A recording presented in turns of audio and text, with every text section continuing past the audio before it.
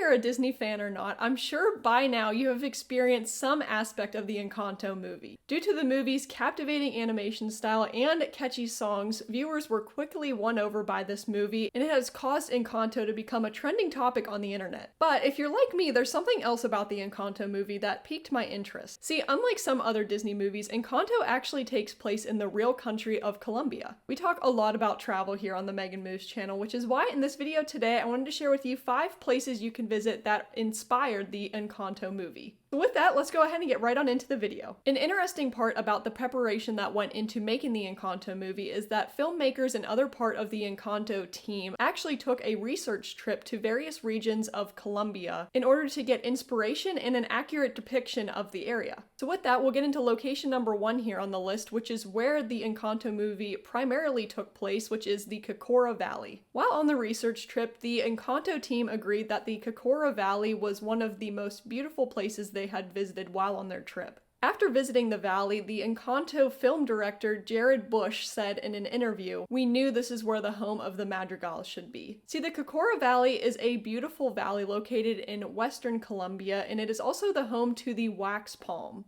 The wax palm is the national tree of Colombia, and it can actually grow up to 250 feet tall. I personally think standing next to one of these trees would be a marvel in itself, but when visiting the Cocora Valley, one of the main activities that you can take advantage of are hiking and horseback rides through the valley. If you are a nature lover, it looks like the Cocora Valley would be right up your alley and would definitely be a neat place to visit when it comes to visiting Colombia. After rewatching the movie, I can definitely see how the Madrigal's home is placed right in the Cocora Valley because you can see the various wax palms around the casita. The second location here that inspired the Encanto movie is definitely for nature lovers as well, and that is Caño Cristales. Caño Cristales is a river located in Colombia that is often referred to as the liquid rainbow or the river of 5 colors. Now, not to give away any spoilers, but in the Encanto movie, Caño Cristales is where a prominent scene in the making of the Madrigal's origin story takes place. The scenes where Caño Cristales can be seen in the Encanto movie occur at the very beginning of the movie, but also at the end. This river is well known for its crystal clear waters, but also for the vibrant red and green plants that grow within the river. Caño Cristales is also located in the Macarena mountain range. When visiting Caño Cristales, you actually have to have a particular guide to take you to go and see the river. The river is also highly protected, so guests aren't allowed to wear any type of bug spray or sunscreen in order to protect the ecosystem of the river. Now, the months of June to October are actually the best times to go and visit Caño Cristales because this is the peak season when the plants are in full bloom. The rest of the year is considered the dry season where there isn't as much water running through the river, so the plants aren't in full bloom. Caño Cristales looks like a magical place to visit, and I can definitely see how the Encanto team drew some inspiration for the movie from that river, and I'm glad that they included it in the movie. The third inspirational location here from the Encanto movie is Cartagena. Now, Cartagena is known as the Pearl of the Caribbean, and it's actually one of the most well-preserved colonial cities in South America. Cartagena was inspirational in the Encanto movie because the architecture found in Cartagena actually influenced the architecture for the Madrigal's house, Casita. When in Cartagena, besides checking out the well-preserved architecture around the city, it's definitely another great place to go and check out some of the country's cuisine. A neat thing to do would be ducking into a hidden courtyard cafe and enjoying some coffee or a bite to eat. And another unique way that you can enjoy and take in the city is by taking a horse-drawn carriage tour. Either way, visiting Cartagena would definitely be interesting and getting to see where the architecture was influenced from in the Encanto movie. A fourth location here in Colombia that didn't directly inspire the Encanto movie, but is where you can find a lot of history about the area, is Bogota.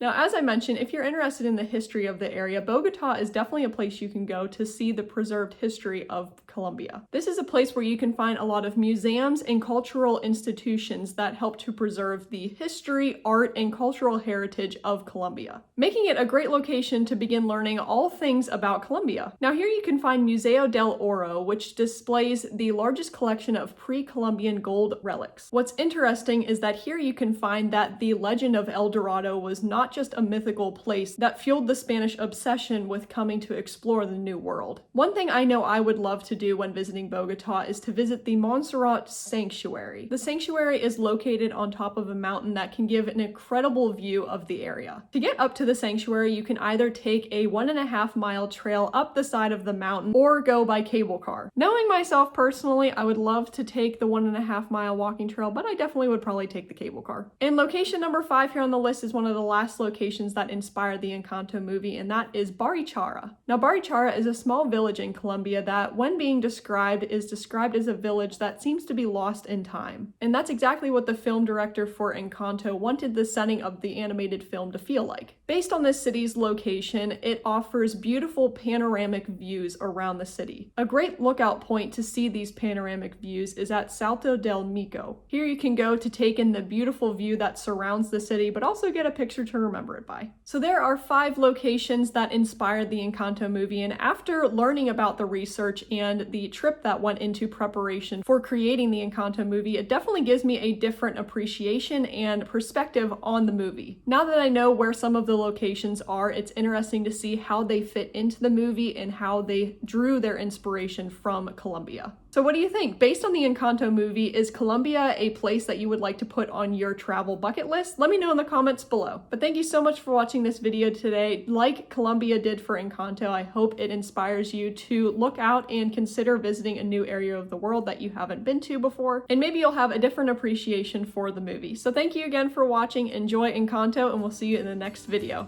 See you guys!